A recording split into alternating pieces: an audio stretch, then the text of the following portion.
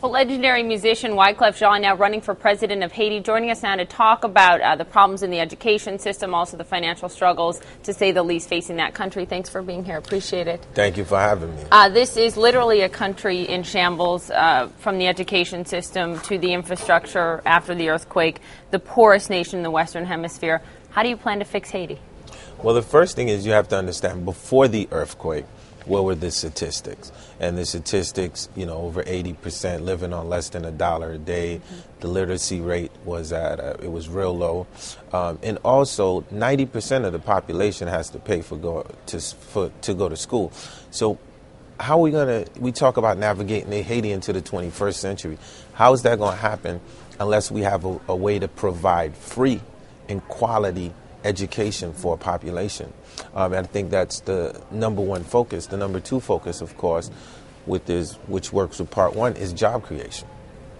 Talking about job creation, the current president, President Preval, how's he doing on that front? I'm managing all of the funds, the millions upon millions of dollars that have come into Haiti post the earthquake.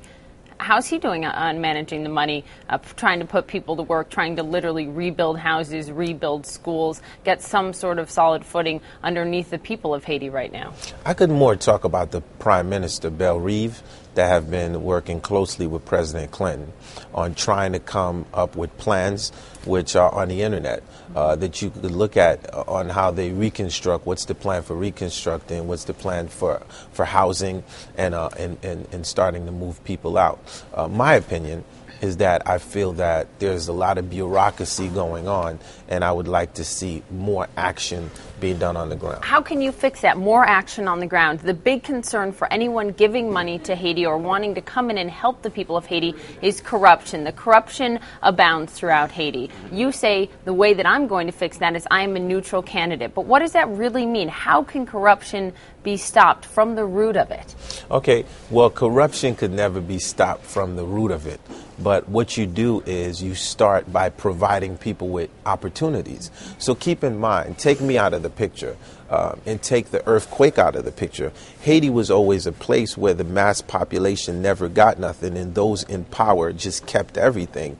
So the idea is we have to break that mold, and we have to implement, like I was saying, we have to have law, and people have to respect the law, and they have to respect the policy. And if they don't do that, you have to judge them for that. You have said that you are the man to lead Haiti out of this. Everyone knows your name. Everyone knows your songs. You are viewed as this legendary musician who rose from Haiti, a child of Haiti.